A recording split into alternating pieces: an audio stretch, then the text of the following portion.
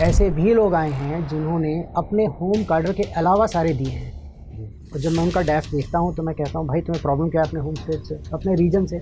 Immediately ऐसा शक जाता है कि इसने या तो कोई कांड किया है और ये छुपाना चाह रहा है। यूपीएससी का जो 3 स्टेज प्रोसेस है, प्रीलिम्स, मेंस और पर्सनालिटी टेस्ट, उसमें अगर किसी स्टेज को लेकर स्टूडेंट्स के मन में सबसे ज़्यादा भ्रांति रहती है, सबसे ज़्यादा मिसकंसेप्शन रहता है या सबसे ज़्यादा डर रहता है, तो वो है इंटरव्यू प्रोसेस। और उसके लिए आज हमारे साथ जुड़े हैं एक subject expert.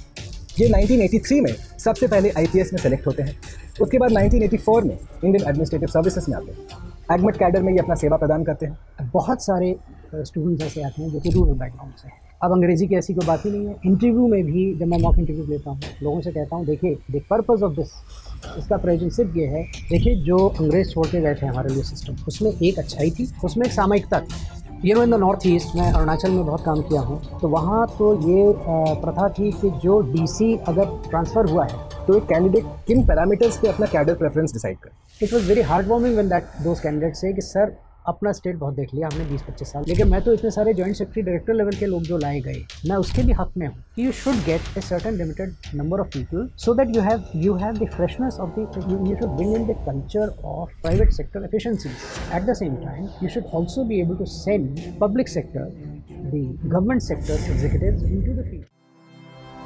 Study IQ IAS, आपका सिलेक्शन हमारा mission. Welcome to insignia conversation with officers. मेरा नाम है भुवन और मेरे साथ हैं अंकित सर, और आज हम बात करेंगे इंटरव्यू प्रोसेस के बारे में। यूपीएससी का जो 3 स्टेज प्रोसेस है, प्रीलिम्स, मेंस और पर्सनालिटी टेस्ट, उसमें अगर किसी स्टेज को लेके स्टूडेंट्स के मन में सबसे ज़्यादा भ्रांति रहती है, सबसे ज़्यादा मिसकंसेप्शन रहता है या सबसे ज़्यादा डर रहता है, तो वो है इंटरव्यू प्रोसेस। और उसके लिए आज हमारे साथ जुड़े हैं एक सब्जेक्ट एक्सपर्ट। ये 1983 में सबसे पहले आईपीएस में सेलेक्ट होते हैं, उसके बाद 1984 में इंडियन एडमिनिस्ट्रेटिव सर्विसेज में आते हैं, एडमिट कैडर में ये अपना सेवा प्रदान करते हैं। Then he goes on to serve with the NDMC, new Delhi municipal corporation, inland waterways authority of India, और उसके बाद just before his retirement superannuation ये एक ऑथर भी बनते हैं। इनका latest book the prime target is due for release soon. Please join me in welcoming Shri Jalaj Srivastava sir. Thank you for joining us here on study IQ sir. Thank you, बहुत बहुत शुक्रिया sir. इस डिस्कशन की शुरुआत करते हैं एक बेसिक क्वेश्चन के साथ।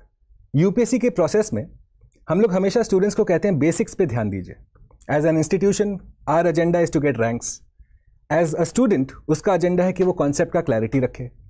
जब हम पर्सनैलिटी टेस्ट की तरफ बढ़ते हैं तो ऐसी क्या स्किल्स हैं एग्जैक्टली सर जो एक स्टूडेंट को डेवलप करना चाहिए, किन स्किल्स पे उनका मार्किंग होता है इस इंटरव्यू प्रोसेस में? अगर मैं बहुत संक्षेप में बताना चाहूँ यंगस्टर्स को, तो जो कुछ आपकी भ्रांतियाँ हैं या जो कुछ आप सोचते हैं कि इंटरव्यू में पर्सनैलिटी टेस्ट ये है, ये है, ये है, उसका आपके ज्ञान से कोई ताल्लुक़ नहीं है। आपके ज्ञान को जो कुछ आपको दिखाना था वो आप अपने मेंस के पूरे उस प्रक्रिया में दर्शा चुके हैं। यूपीएससी को मालूम है आप कितने ज्ञानी हैं। अब ये सवाल उठता है कि आप हैं क्या? पर्सनैलिटी टेस्ट है ये।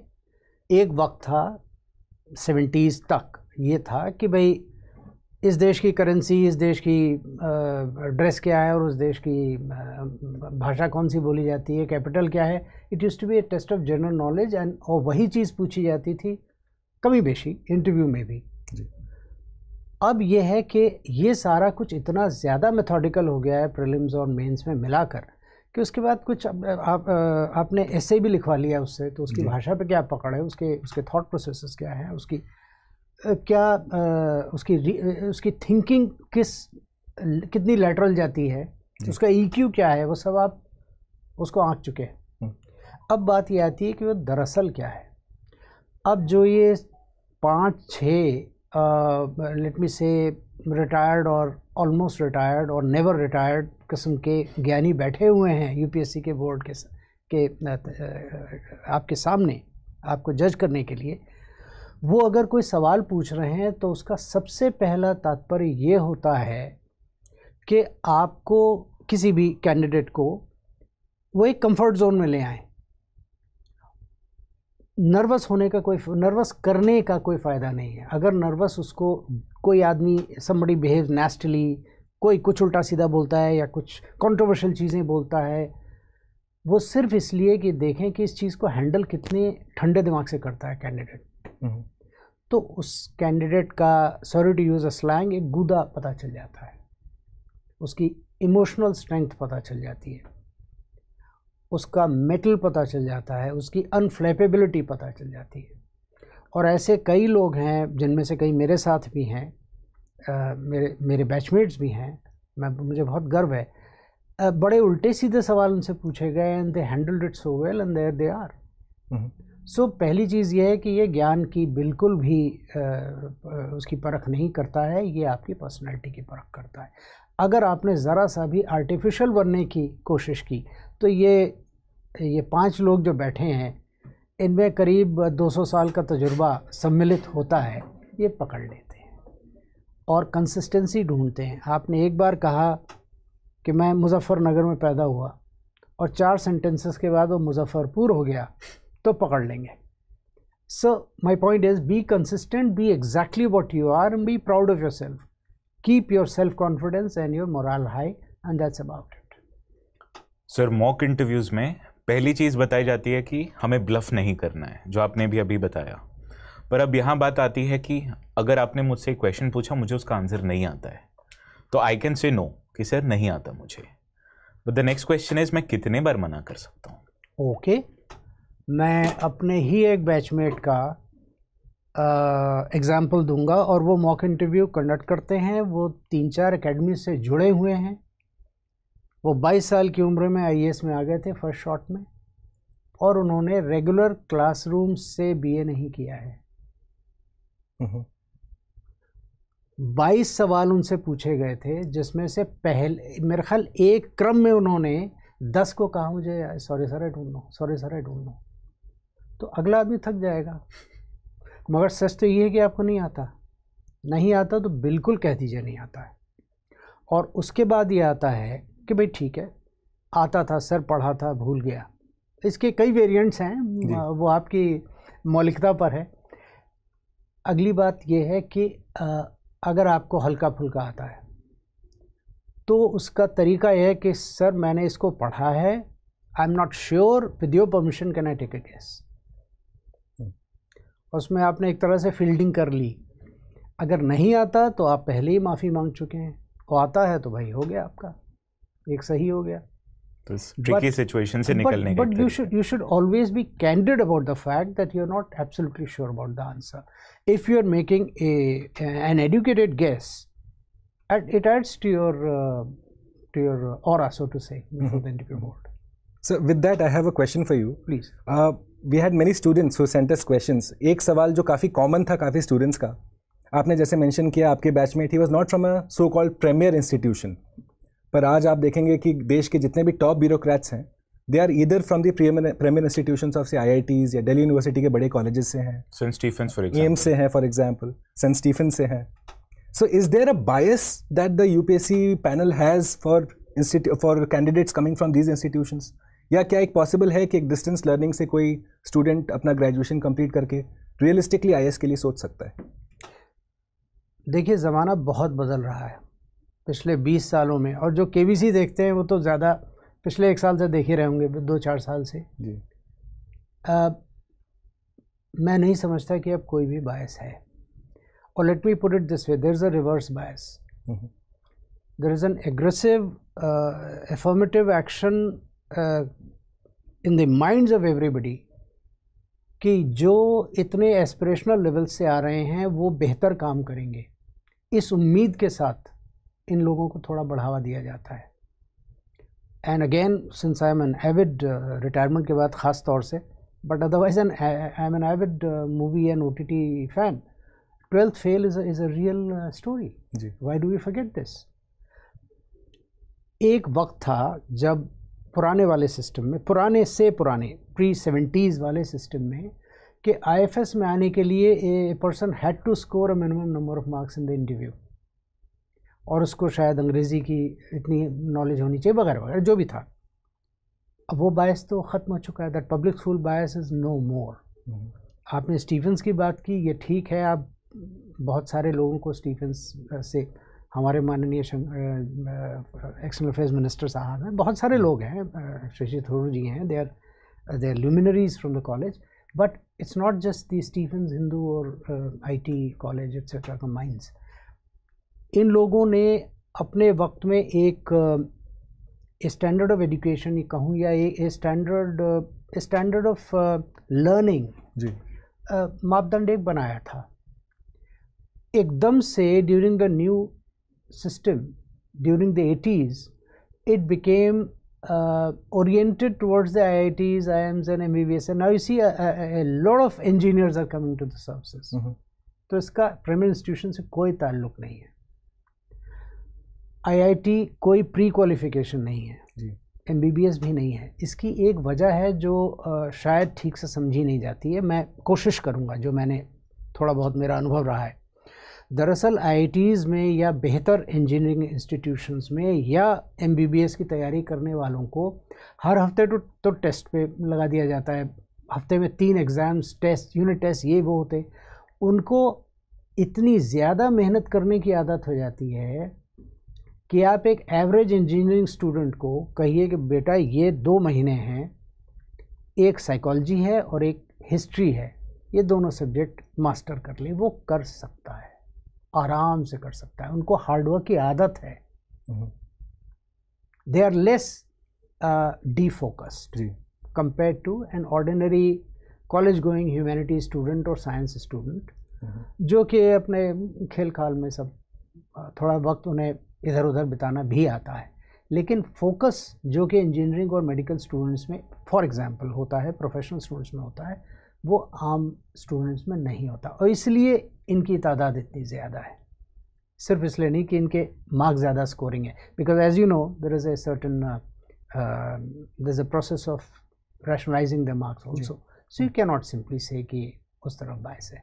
ये तो हुई प्रीमियर इंस्टीट्यूशंस की बात. बहुत सारे स्टूडेंट्स ऐसे आते हैं जो कि रूरल बैकग्राउंड से हैं.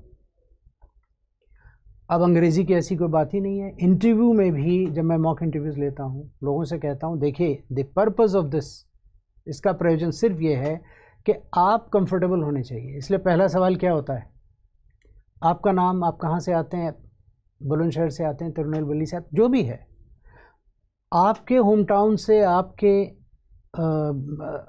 अपने बारे में आपसे बेहतर तो कोई नहीं जानता. तो इसलिए आप कंफर्टेबल हो जाते हैं. तो पहले 2-1 सवाल आपसे खुद से ताल्लुक़ रखते हैं ताकि आप कंफर्टेबल हो जाएं.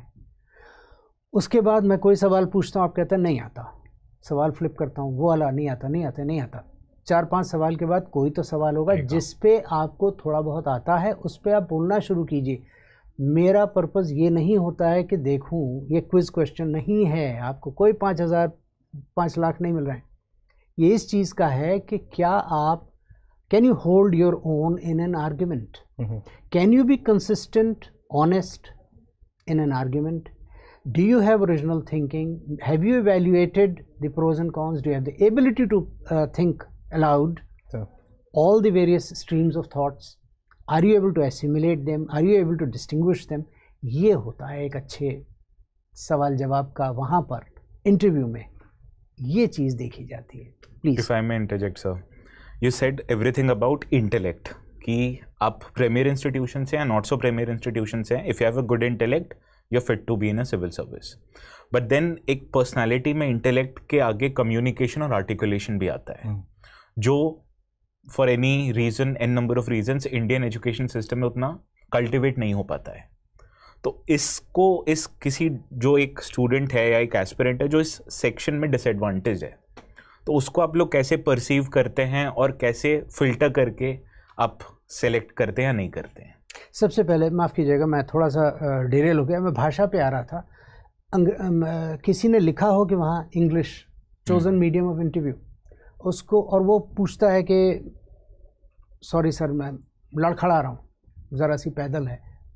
द पर्पज़ इज़ कि you can say sir I am not in the actual interview, you can say sir I can't get the right phrase in English, would you permit me to speak in Hindi और तेलुगु और Odia, why not, please go ahead, धारा प्रवाह बोलिए, कोई दिक्कत नहीं है, as long as you are able to cogently put your point across.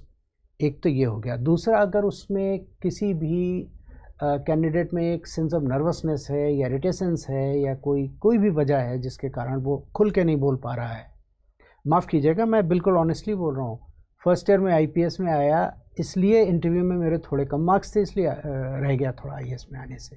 उस वक्त मेरी ना तो तैयारी थी इंटरव्यू की और ना आप जैसे institutional I should say institutional support उस वक्त में तो ना के बराबर था, और मैंने लिया भी नहीं था कहीं। तो अगर इटरेटिव प्रोसेस, अगर 10-12 मैं मॉक इंटरव्यूज़ ले लेता, शायद मेरी वजह कुछ और होती। वो अगर कोई वजह है कि मैं बहुत नर्वस हूँ, तो अक्सर इंटरव्यू बोर्ड ये कहता है please take a glass of water, थोड़ा पी लो, कोई ऐसी दिक्कत नहीं। They actually put a candidate to his comfort position and then they start talking. तो मुझे नहीं लगता कि जो इंटरव्यू के स्टेज तक पहुँच गया है, वो इतने सारे माइलस्टोन क्रॉस करके अगर इंटरव्यू स्टेज पे पहुँच गया है, what percentage is he of the total number of people who have appeared? I will not believe that he is lacking in anything. It could be a momentary nervousness or lapse of some, could be some stress or anything, which I think he would be well advised to, while he is waiting for the name to be called, to take a few deep breaths, have a little bit of water. I am fond of coffee, so I'll say coffee. I am fond of tea, so I'll say a cup of tea. Whatever you have to. Again sir, अगर interview panel आपसे पूछता है कि चाय लोगे या coffee लोगे, you से येस और नो?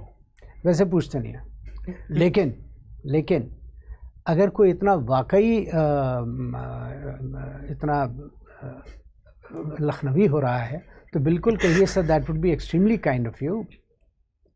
सर, पर बायसेस की अगर हम जब बात कर रहे हैं, तो फॉर एग्जांपल 83 में आप पुलिस सर्विस में आते हैं and then you go for the next attempt administrative service के लिए। ना काफ़ी कैंडिडेट्स के मन में ही रहता है कि अगर हम पुलिस सर्विस को अपना पहला प्रेफरेंस डालते हैं या फॉरेन सर्विस को अपना पहला प्रेफरेंस डालते हैं, is that viewed differently by the interview board firstly, and secondly, so one common answer is कि अच्छा हम पुलिस सर्विस लेना चाहते हैं, हम पब्लिक गुड करना चाहते हैं, पब्लिक वेलफेयर करना चाहते हैं, तो फिर काउंटर क्वेश्चन आता है कि वो तो आप हर सर्विस में कर सकते हैं। बिल्कुल। So why should one candidate choose IAS over the other services? So why did you choose IAS? I choose the IFS। नहीं मिला, IAS में आया। I'm being very honest. And the very fact that the UPSC has given me a choice of some 28 services, I'm exercising them according to एक 22 साल के युवक की जो भी मनस्थिति है, जो भी विवेक है, उसके हिसाब से मैंने लिखा है, right? Which is a completely honest answer.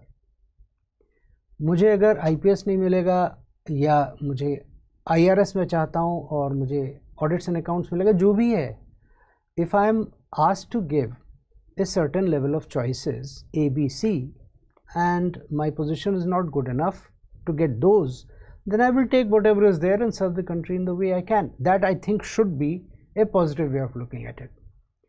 Now, which is not to say, will you reappear? Sir, I will reappear as many times as the government lets me, as the system lets me. What's the shame in that? मैंने कुछ mindset बनाया हुआ है, the few choices which I have made in life. Nowadays kids don't usually go for IFS, perfectly all right, they say IAS, IPS, IRS, whatever. तो सब मैं उस हिसाब से मैंने लिखा हुआ है, मिल जाता तो ठीक, वरना अगले साल फिर रिपेयर कर लूँगा। इसमें सी, if you were to give any other answer, that would be dishonest. Unless you are able to say नहीं साहब, मैं तो जो मिलेगा इस बार वही लूँगा, and after that that's it.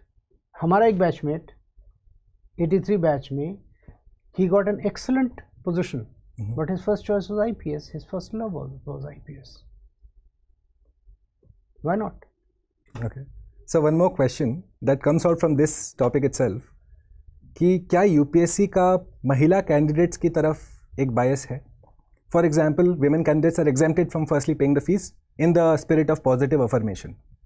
पर अगर हम कहें कि एक एवरेज मेल कैंडिडेट है, एक एवरेज फीमेल कैंडिडेट है, does the average female candidate have a better chance of getting higher marks in the interview process? Does that sort of bias exist in the process as such? देखिए, ऐसा है, interview में मैं सिर्फ interview तक अपने आप को कन्फाइन रखूँगा। इंटरव्यू का प्रोसेस पर्सनैलिटी बेस्ड है, पर्सनैलिटी ओरिएंटेड है। और मैं मानता हूँ जितना भी, छोड़िए मेरा अपना बायस छोड़ दीजिए, मैं पिछले 3-4 साल का ही बता रहा हूँ अपना निजी अनुभव।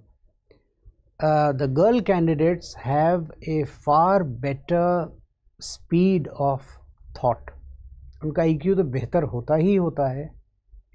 I think they are able to exhibit their personality in lesser words and in more forceful manner than the male candidates. I do not know why. एक और जन्म लूँगा महिला के रूप में तो समझ पाऊँगा, लेकिन ये चीज़ तो पक्की है। It's not a bias. It's a natural what we see. When a candidate walks in, I think there is a clarity about what you can ask. There is a little bit of CV in front of you, but then आप शुरू करते हैं 2-4 सवाल पूछना, और उसके बाद जो तादाद, जो परसेंटेज महिलाओं का है बेहतर जवाब देने का, बेहतर पर्सनैलिटी के साथ जवाब देने का, वो ज़्यादा होता है। So I think it's not a bias, it's a reality. बेहतर पर्सनैलिटी मतलब क्या वो बेटर एक्सप्रेशन में बेहतर है? एक्सप्रेशन में बेहतर हैं एंड लैटरल थॉट में बेहतर है। The number of truly below average candidates among girls are lesser. Oh, that's interesting. Okay. Sir, I'd like to ask something. मतलब इंटरव्यू से रिलेटेड, जैसे आपने बोला कि दुनिया चेंज हो रही है, तो उस चेंज में फ्रॉम अ वुमेन्स पर्सपेक्टिव अगर आप देखेंगे तो they have 2 options what to wear in an interview, either a traditional clothing like a sari or a western pantsuit. So is there a difference in terms of opinion in the panelist who might be several decades senior to them? तो इस चीज को panelist किस रूप में देखते हैं, इस चेंज को?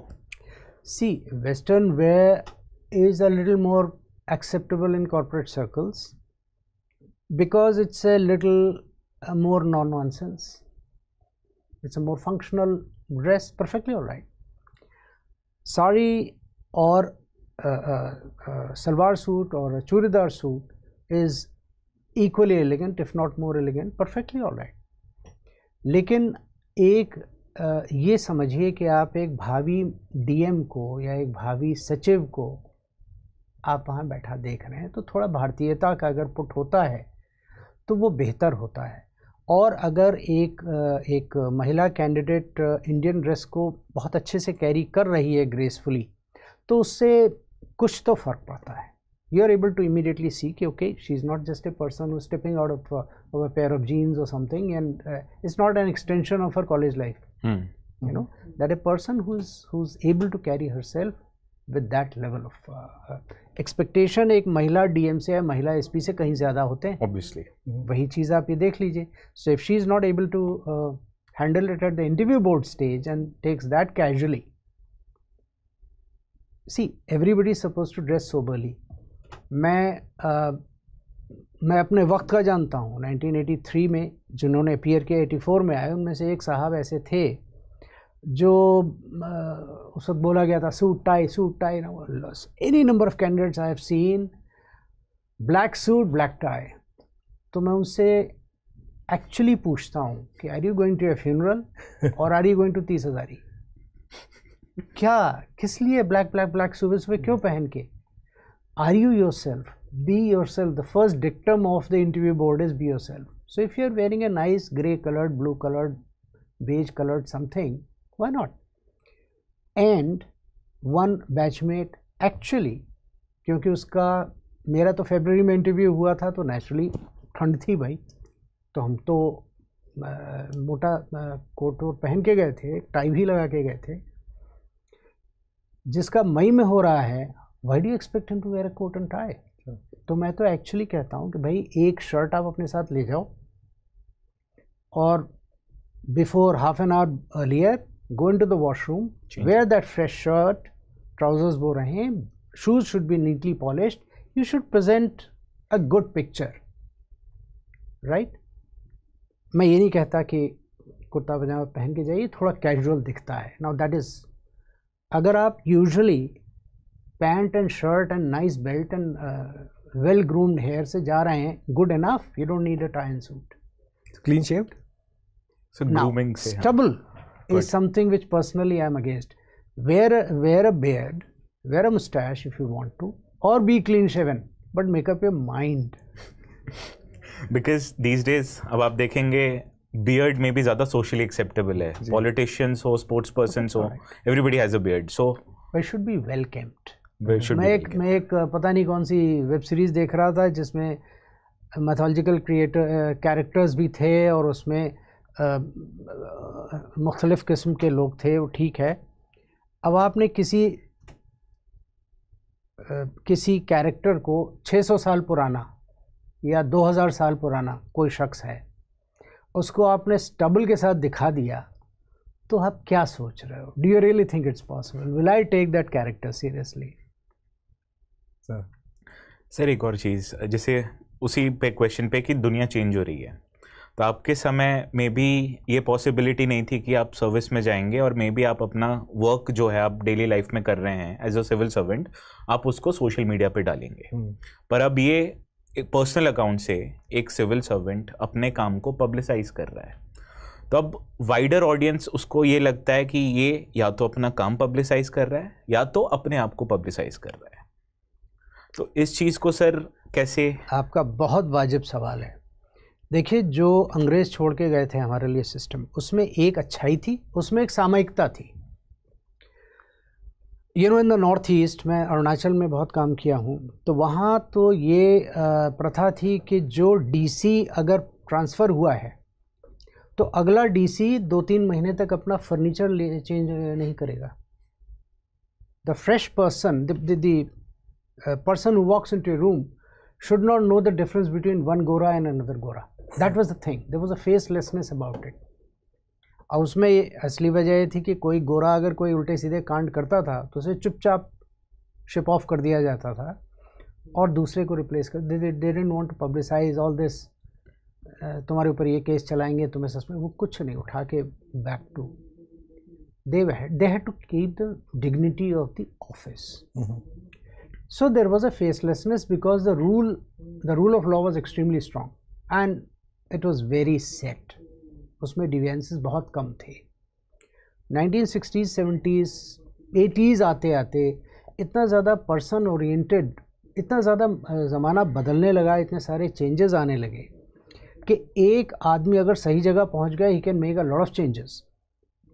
और कोई उसमें डलर्ड सा पहुंच गया, he will just keep pen pushing and just keep on doing things by the book and not really make an impact on the person on the street. ये वजह है कि आप 80s में 90s में देखेंगे कि अगर किसी डीसी का तबादला हो रहा है तो जनता 2-4 हज़ार 5 हज़ार कलेक्ट्रेट के बाहर जमा हो जाती थी, नहीं इसको नहीं जाने देंगे, because he had actually gone out and did the work. worked. So that was the breakdown of the facelessness of bureaucracy. From that naturally follows कि आप जितनी तेज़ी से, अब तो AI आया है, अब तो आपको वो क्या पेशकार और रीडर की भी ज़रूरत नहीं है. You tell your favorite AI what to do.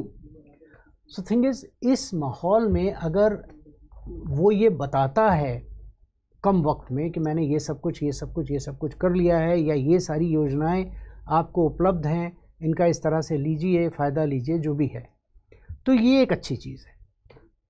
हाँ, ऐसे भी किस्से आए हैं कि भाई वो अपने हीरोगिरी कर रहे हैं या हीरोइनगिरी कर रही हैं. That should be avoided. It's graceless. A person is in a chair, one must respect the dignity of the office. chair. वो नहीं. Plus anyway sir, at the district level you have the PRO and the different institutions which are engaged in this process. Yes, that's there. So he or she need not necessarily do this self-promotion. The purpose of a good officer or even a politician, I mean, I'll say right up to the Prime Minister, Honorable Prime Minister, Honorable Railway Minister को एकदम से tweet आ जाता है और उनका वापसी tweet आ जाता है, because there is an urgency to something. कोई somebody is traveling in the train and the person has tweeted and Honorable Railway Minister साहब has tweeted back. वही PMO इंडिया भी यही करता है. सो ये एक आउटरीच का एक बहुत अच्छा उदाहरण है, माध्यम है, and I am not against it. Let honourable external affairs, हाँ, madam Sushma Swaraj ji was extremely proactive on the social media, और कितना अच्छा वहाँ there were such heartwarming stories which came out of the External Affairs Ministry. Why not? Sir जब social media की ही बात कर रहे हैं, I agree with you that yes it's a very effective mode of communication, no doubt about it, पर क्या इस यूपीएससी के इंटरव्यू प्रोसेस में अब कुछ बदलाव करने की आवश्यकता है? फॉर एग्जांपल, किसी कैंडिडेट का क्या सोशल मीडिया फुटप्रिंट अब हमको एनालाइज करना चाहिए बिफोर ही और she enters the examination hall? I would like to add something Bhuvan sir at side. जैसे यूएस स्क्रीन करता है वीज़ा देने से पहले आपके social media accounts, even some private sector companies do it, कि आपने पहले उनको बैड माउथ तो नहीं किया है. तो when private sector can do it, when US can do it, why can't UPSC do it, और why can't Indian bureaucracy do it? Indeed, why not, but let me add, मैं आपकी बात से इत्तेफाक करते हुए इसमें दो चार चीज़ें और इजाफा करना चाह रहा हूँ. देखिए, how should I put it, NDA के एग्ज़ाम में आप जब साइक-एवैल करते हैं, उसके लिए जो प्रोबेशन के टाइम में 3rd लेफ्टिनेंट और उसके तुरंत बाद 2nd लेफ्टिनेंट 1st लेफ्टिनेंट हो जाता है, ठीक है, एट द एज ऑफ से 21-22. क्या आप एक ऐसे शख्स का साइकोलॉजिकल इवैल्यूएशन नहीं करना चाहिए जो 24-25 साल की उम्र पर, जिसने 5 लाख या 10 लाख लोगों के ऊपर एक तरह से, मैं वो शब्द शासन यूज़ नहीं करना चाह रहा हूँ, लेकिन जिनके सुख दुख की उसने बागडोर उठाई हुई है. करेक्ट. उसके पर्सनालिटी में अगर ज़रा सा भी टेढ़ापन है तो क्या सिस्टम को वो पहले से नहीं मालूम होना चाहिए? Why should there be a punitive action to it? Why should एक शख्स अगर for example if he is very aggressive, तो उसको ऐसी जगह भेजिए जहां उसकी एग्रेसिवनेस को हार्नेस करके देश के हित में लाया जा सके. भाई इवन आप प्लूटोनियम लेते हैं, अप टू 3 न्यूट्रॉन्स तक तो एनर्जी बनती है, 3 से ज़्यादा हो जाता है तो बम बन जाता है. तो मत बनाइए उसको हार्नेस कीजिए. I am absolutely certain that it's important to have psych eval, and it should be in fact prior to the person's entry, not because it is a process of sieving him away. It's not to remove them, but to figure out what are his in which directions do his talents lie, where his energies can be best utilized. किसी का for example दिमाग में account का matrix बहुत बढ़िया चल रहा है और आपने फील्ड जॉब पे वहाँ लाठी चार्ज करवाने के लिए भेजा, I am just putting it very bluntly, नहीं चल पाएगा. पुलिस सर्विसेज में for example if he is great at detecting cyber crimes, figuring out, technologically disposition high है. हाँ, if he is great in detective work और in crime detection and cracking a case, why send him for law and order duty और बंदोबस्त? So you can make a very good I'm not saying watertight compartment, but at least you can make some assessment of where this person can be best utilized. हर अच्छे administration में ऐसा होता है, होना चाहिए कम से कम. सर एक क्वेश्चन है, जैसे सिविल सर्विसेज इंडिया में IAS IPS they are colonial in origin, तो एक sense of what you can say elitism है सर्विस में, और ये I might not be a right person to say, you will be, कि ये इनका day to day affairs with respect to say state civil services में भी show होता होगा. हैव यू एक्सपीरियंस दिस, और may be how do you witness this, कि ये बायस होना या ये एलिटिज्म होना ज़रूरी है या हार्मफुल है सिविल सर्विसेज के इंटरेस्ट के लिए? देखिए, I might be wrong in this question sir. You basically regular recruit versus promotee का फ़र्क होता है क्या सर? देखिए ऐसा है, कुछ जॉब्स में मैं हमेशा इस बात का हिमायती रहा हूँ कि it is better to keep a person inducted from the state services rather than from the directly from the. एक जगह है for example, if the DM, आप किसी को यंग को बनाना है, because he is a figurehead, he brings all the youth of his right, and he also brings the freshness and inexperience, and he is not bogged down by systems yet, which is why DM आप बनाइए, ज़रूर बनाइए. लेकिन कोई ऐसी जगह है या उसके ठीक नीचे जो ADCs हैं 2-1, they should be there as the Vidur kind of people who can advise him with all the wealth of experience. knee-jerk reaction लेना बहुत अच्छी बात है भाई, घोड़े और हाथी वाली बात है। हर जगह घोड़ा नहीं जीतता है, हाथी की स्थिर और स्थूल काय उसके उस वज़न का भी अपनी एक वजह, अपनी एक जगह होती है एडमिनिस्ट्रेशन में। तो मैंने कई जगहों पर ये रिकमेंड भी किया है, जिसने भी सुनी, ज़्यादातर ने नहीं सुनी, कि साहब नंबर 1 वो बनाइए, लेकिन नंबर 2 इस काम के लिए यंग को मत लाइए। Youth plus the youth will not be able to deliver this very sensitive assignment. Somewhere you need those people. So I'm always in favor of the right placement. I will not say I should invariably go for this or that. Some districts require a more experienced DC. Some departments require a much younger secretary, right? A technocrat secretary rather than person who is from the ranks. So it depends on the features of that particular job. तो इसमें sweeping generalisation मैं नहीं बनाना चाह रहा हूँ, लेकिन I believe I have conveyed what I wanted. Shrivastava sir, एक सवाल जो मेरे मन में उभर रहा है अभी, काफ़ी दफ़ा इस यूपीएससी के प्रिपरेशन प्रोसेस में काफ़ी सारे बुद्धिजीवी इस लाइन को कहते हैं कि एक अच्छा सर्विस मिलना और एक अच्छा कैडर मिलना ये बड़ी किस्मत की बात होती है। तो एक कैंडिडेट किन पैरामीटर्स पे अपना कैडर प्रेफरेंस डिसाइड करे? जिन पर देखिए, ऐसे भी लोग आए हैं जिन्होंने अपने होम कार्डर के अलावा सारे दिए हैं जी। और जब मैं उनका डैफ देखता हूं तो मैं कहता हूं भाई तुम्हें प्रॉब्लम क्या है अपने होम स्टेट से, अपने रीजन से। इमीडिएटली ऐसा शक जाता है कि इसने या तो कोई कांड किया है और ये छुपाना चाह रहा है।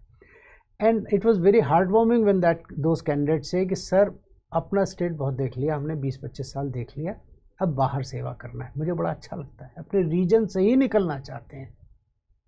Somebody who's for example, I'll give a specific example, an Oriya person, वो नेचुरली झारखंड, उड़ीसा, बंगाल इसी तरफ रहेगा ना, लेकिन वो बोलता है नहीं जी मुझे तो वेस्ट इंडिया में जाना है, साउथ इंडिया में जाना है। तो बड़ा अच्छा लगा। यूजुअली, अनफॉर्चुनेटली बट यूजुअली हर कोई सोचता है कि भाई अपने होम टाउन के करीब रहेंगे, होम स्टेट में रहेंगे, उसके करीब रहेंगे। उत्तर प्रदेश का यूपी तो इन्वेरिएबली कहता ही है, सेकंड चॉइस मध्य प्रदेश और बिहार हो गई, एंड वाइस वर्सा। इसी किस्म का साउथ में भी होता है। तो उनका ये होता है कि अगर कोई रात बिरात कुछ हो गया तो 10-12 घंटे की जर्नी में हम घर तो पहुंच जाएंगे अपने। ठीक है भाई, मुबारक हो उन लोगों को, उनका अपना नज़रिया, लेकिन ये है, इससे ज़्यादा मैं नहीं समझता कुछ है। Unfortunately from the north east not many people are very willing to go to north east. मैंने तो शुरुआत ही नॉर्थ ईस्ट से की है, so it has always been my first love, but I really would like kids to opt for it. So but why does that exist in the first place? ऐसा क्यों है कि आज के civil servants north east posting मतलब फिर they will try to get cadre preference changed, शादी वादी करके दूसरे कैडर में जाना है, ऐसा क्यों होता है? यूँ कहिए कार्डर चेंज के लिए शादी भी कर लेते हैं, बताइए। I think for a long time, for several decades after our independence, the isolation of north east is a reality, and at that time it was a stark and disgusting reality, and one must not shy away from it.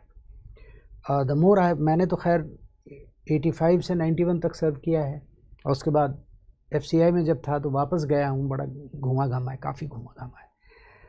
वहाँ पर जो कुछ देखता हूँ, they very lovable people, वो सब कुछ ठीक है जो उनके साथ हुआ, जो उन्होंने महसूस किया, उसकी अपनी a lot of that is coming out.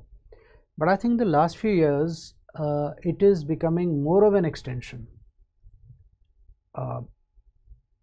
emotional extension of North India and eastern India. पहले उतना नहीं था। सर जैसे अभी आपने बताया कि आपने नॉर्थ ईस्ट में भी, आपने होम कैडर में भी आपने सर्व किया, और आपने सेंटर डेप्यूटेशन में दिल्ली में भी सर्व किया है। तो as a let's suppose a hypothetical situation, आप DMDC हैं अपने होम डिस्ट्रिक्ट में अपने कैडर में, and you get a centre deputation in the initial first 15 years of your career. तो एक सिविल सर्वेंट, एक IAS इस डेप्यूटेशन को कैसे देखता है, एज अ पनिशमेंट और एज एन अपॉर्चुनिटी? कि आप एक हैं डीएम हैं, you are the most powerful administrator in the district, और आप आते हैं दिल्ली में जहां प्रेसिडेंट और प्राइम मिनिस्टर भी हैं, तो how do you see it? Ankit sir, I just like to add to that, जो मैंने अपने इंटरैक्शंस में देखा है, somehow people are of the opinion कि हम हेडक्वार्टर से जितना दूर रहेंगे उतना राजशाही अच्छा है। वो तो है ही। वहाँ पे बंगला है, यहाँ पे टाइप 1 क्वार्टर है। तो sir, have I made the answer easier for you? मैं एक कदम और आगे जाना चाहूँगा। डीसी साहब को प्यास लगने से पहले पानी हाजिर है, और डीसी साहब यूँ घंटी बजाते हैं, कोई आता है, वो लाइट बंद कर दो, ठीक है, ये होता है। यहाँ पर डिप्टी सेक्रेटरी साहब आप आ जाइए तो आपको पानी पिलाने के लिए खुद उठ के जाएंगे, पानी ऐसे करके लाएंगे, और उसके बाद फ़ोन पे बताएंगे भाई किसी से बोलना यहाँ पर ठंडा पानी और भर के रख दे। ये फ़र्क होता है, और ये चीज़ लोग इतनी जल्दी they are not able to adapt to it, ये सच है। लेकिन in its wisdom the scheme of things is कि शुरू में थोड़ी बहुत आपने एसडीएम लेवल पे फील्ड देख ली। अगर आपने फील्ड में सिर्फ अपने बंगले में रह के देखी है तो आपका नज़रिया कभी परिपक्व हो ही नहीं सकता, आपको ज़मीनी पकड़ हो ही नहीं सकती। जब तक एसडीएम के बतौर आप यूं ही नहीं टहल गए किसी पान वाले से, किसी रेहड़ी पटरी वाले से, किसी कहीं पे बैठ के आपने सॉफ्ट ड्रिंक पी ली, कहीं गन्ने का रस पी लिया, 4-5 लोग, वो उनमें से ज़्यादातर लोग आपको नहीं जानते हैं, उनसे ऐसी बातचीत करते करते सेट ऑफ आप अपना सेंस ऑफ इन्फॉर्मेशन ले लीजिए। ख़ास तौर से, और मैं अभी तक बता रहा हूँ, जो ये चुनाव पर्यवेक्षक होते हैं, सबसे ज़्यादा कामयाब वो चुनाव पर्यवेक्षक होते हैं जो सर्किट हाउस में नहीं बैठे रहते, ऐसे ही कुर्ता पजामा पहन के और यूं ही निकल जाते हैं सब इधर उधर जायज़ा लेने की क्या हवा क्या चल रही है। That is how. ये चाणक्य वक्त में भी सही था, आज भी यही है। So I think that people who have done about 5-6-7 years of field posting and done it well, उनके पास जब आप फाइल खोलते हैं तो उस फाइल में एक ज़िंदगी बंद होती है या लाखों ज़िंदगियां बंद होती हैं। अगर आपको ये नहीं मालूम कि बाहर क्या हो रहा है तो आप उसके ऊपर एक इमोशनली रिच फैसला नहीं दे पाएंगे, ये मेरा मानना है। सर, जब आप बोल रहे हैं कि एक फ़ाइल में ज़िंदगी बंद होती है, तो कमिंग टू दिस डिस्कशन जहाँ पे हम लोग इंटरव्यू प्रोसेस के बारे में बात कर रहे हैं, वो जो डैफ होता है, डिटेल्ड एप्लीकेशन फॉर्म, वो एक तरीके से आपके पूरे ज़िंदगी का एक समराइजेशन है।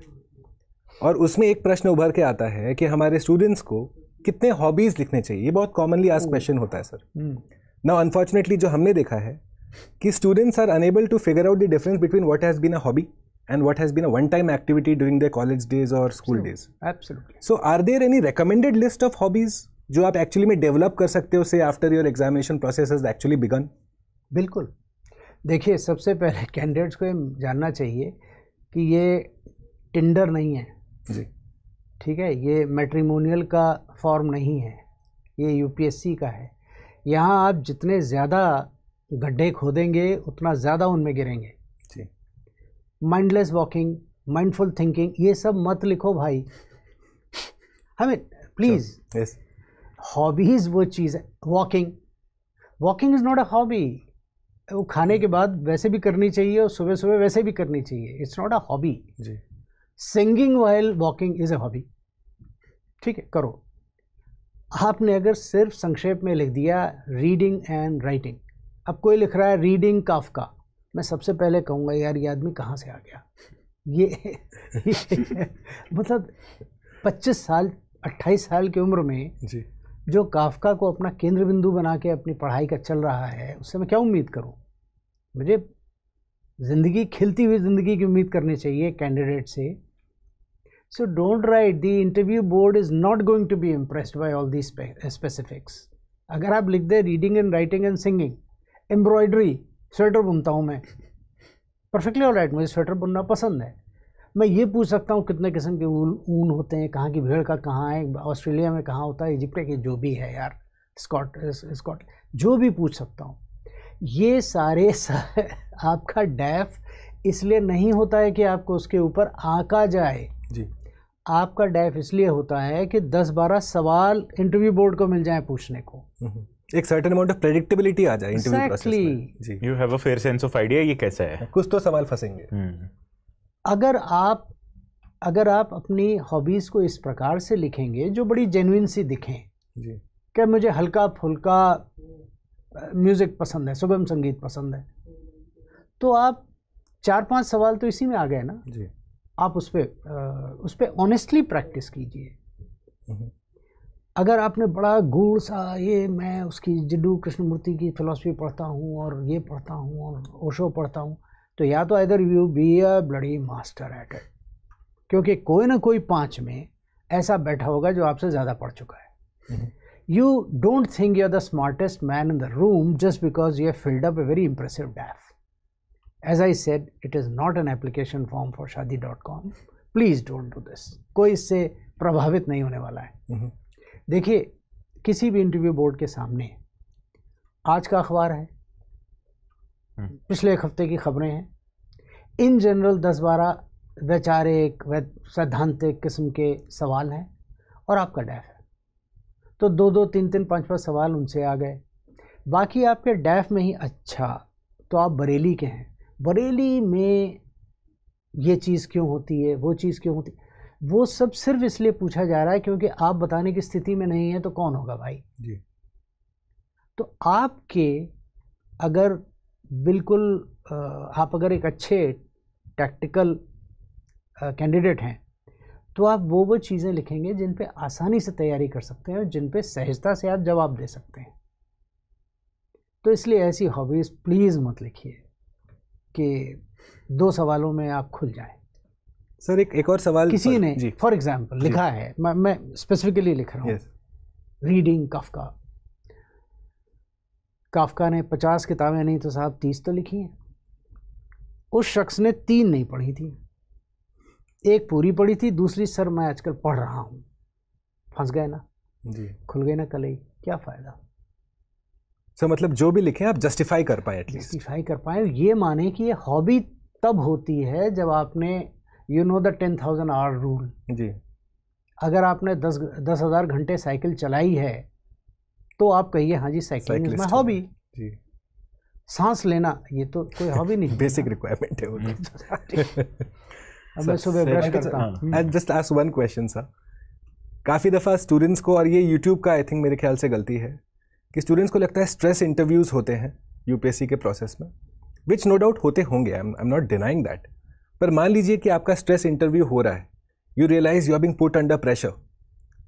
अगर आपसे एक फैक्चुअली इनकरेक्ट सवाल पूछा जाता है, अगर आपसे इंटरव्यू बोर्ड बोलती है कि हाँ भाई इंडिया का लैंड बॉर्डर है श्रीलंका के साथ, तो कौन सा क्लोजेस्ट पॉइंट है, या फॉर एग्जांपल कॉन्स्टिट्यूशन के शुरुआत में फंडामेंटल ड्यूटीज़ थे, तो आपके क्या ओपिनियन है उसके बारे में, जो फैक्चुअली इनकरेक्ट सवाल हो गए, तो एक स्टूडेंट उसको कैसे रिप्लाई करे? Should I go ahead and correct the panelist और is there a way to do it? देखिए, ये मान के चलिए कि अगर किसी पैनलिस्ट ने पूछा है तो आपको फंसाने के लिए पूछा है। इसका सबसे बाल सुलभ जवाब ये है कि सर आप गलत बोल रहे हैं, सही तो ये है। तो ये 8वीं क्लास के बच्चे और यूपीएससी के कैंडिडेट में इतना फ़र्क तो होगा ही। तो उसका एक हाउ शुड आई से, थोड़ा गोल मोल किस्म का और ज़्यादा खूबसूरत तरीका है बताने का कि सर यदि श्रीलंका का लैंड बॉर्डर इंडिया के साथ होता तो ये होता। ये फंडामेंटल ड्यूटीज़ अगर बिल्कुल शुरुआत में इस प्रकार से डाली जाती तो सर बहुत अच्छा होता। मैं उसका so there is a way of telling the interview board member that sir I've caught you out but I am far too decent to point it out bluntly to your face, right. And I am giving my opinion at the same time. Very fair point. तो ये इस प्रकार से कुछ आपको सोचना पड़ेगा। और ये चीज़ तो भाई the more at comfort you are, ज़रा सा भी स्ट्रेस होगा तो साहब ये चीज़ एकदम से दिमाग में नहीं आएंगी। मैं हमेशा से I tell every prospective candidate, जितना रिलैक्स रहोगे, once you know that there are 5 elderly people sitting in the room, The visualization you should have is that you are sitting on your dining table or in your drawing room with 5-6 elders who are, some of them are cranky old uncles, some are आपकी ममता भाई माँ भी हैं, ये लोग भी हैं, इस किस्म के लोग भी हैं. They are very indulgent grandfathers also.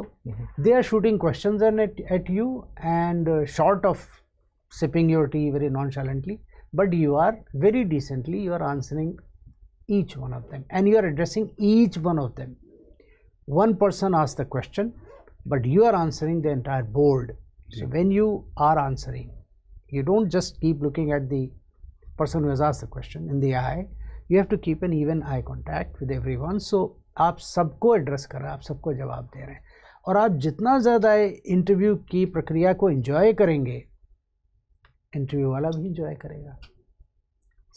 Sir जैसे आजकल मेंस एग्जाम में कुछ क्वेश्चंस पूछते हैं जिनको बाहर से टर्म दिया जाता है loaded questions.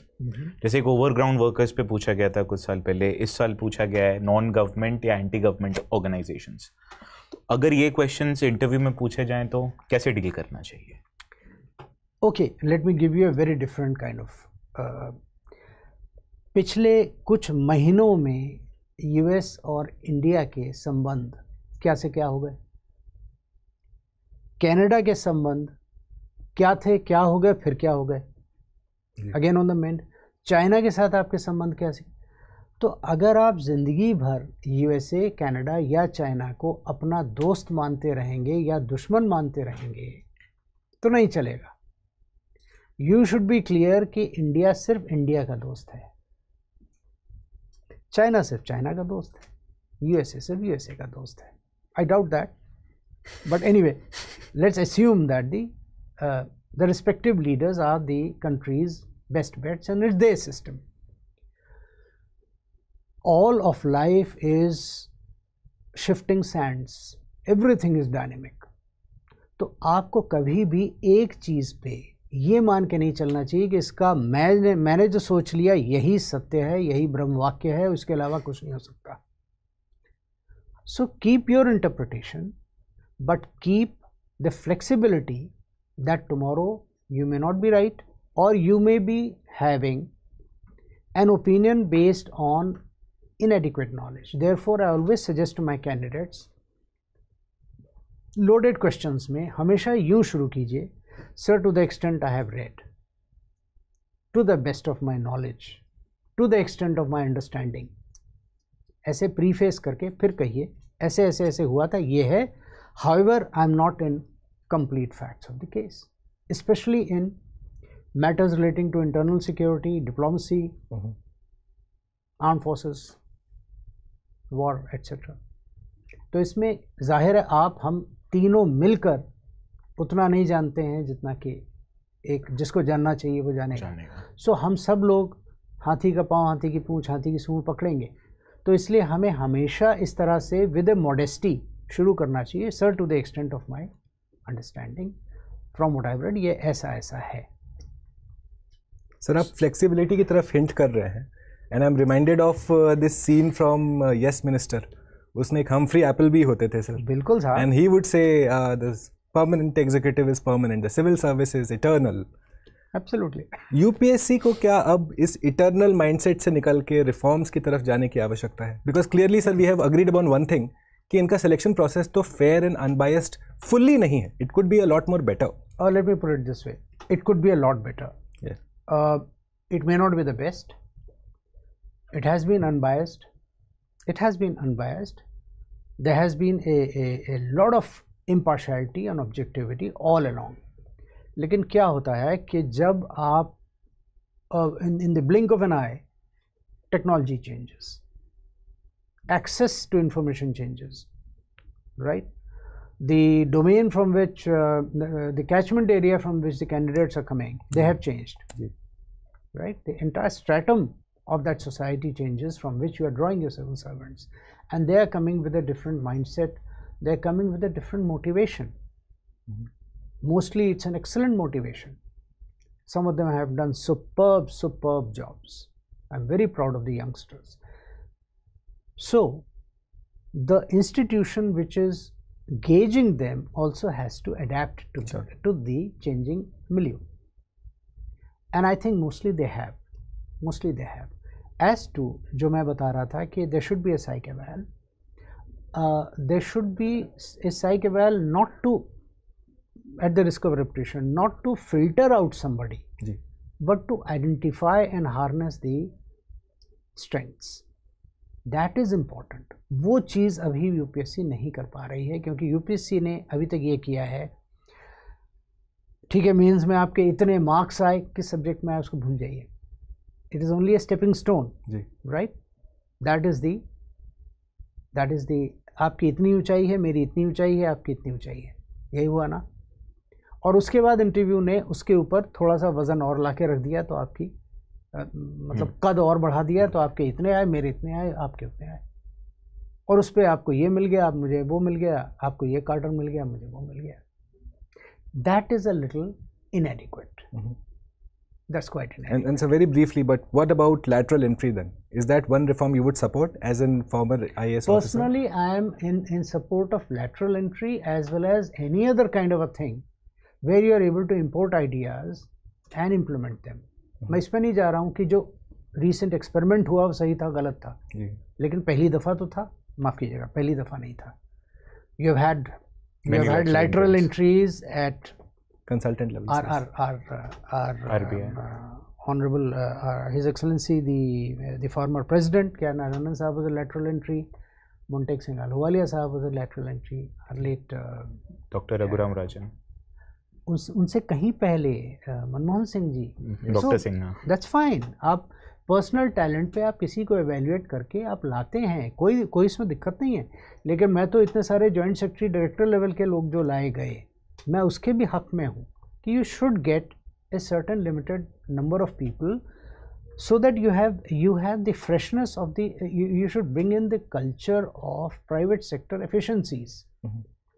At the same time, you should also be able to send public sector, the government sector executives into the field. बीच में हुआ था 1990s 2000s में, जिसमें कुछ लोग डिप्यूटेशन लेके सेक्शन भूल रहा हूँ उसमें जाकर वापस आए थे. अश्विनी वैष्णव जी गए थे, वो डिम्स में उन्होंने काम किया था, और भी जगह मेरे batchmate Sanjeev Nandan Sahay was MD dims वगैरह, काफ़ी लोग गए हैं. ILFS में कई लोग गए थे, IDFC में गए थे, तो ये होता था. IFC, sorry. So that is quite acceptable, and one should always have this kind of a flexibility. अब उसमें कोई ड्यू डिलिजेंस होनी चाहिए, कोई आपको ओवरसाइट होनी चाहिए, वो बात की बात है. मैं उस सब में नहीं जा रहा हूँ. I'm sure systems will mature to that level. So to conclude, sir, thank you for giving us the opportunity to interview you. So very kind. And it was really pleasure and literally enjoyable. Yes. For us to have you. And मेरी उम्मीद है कि आप सबको जलद sir के साथ interaction काफ़ी अच्छा लगा होगा. समय के खातिर सर, भुवन सर और मैं आपसे इजाज़त आएंगे. Have a good day. बहुत बहुत धन्यवाद. स्टडी IQ IAS, आपका सिलेक्शन हमारा मिशन.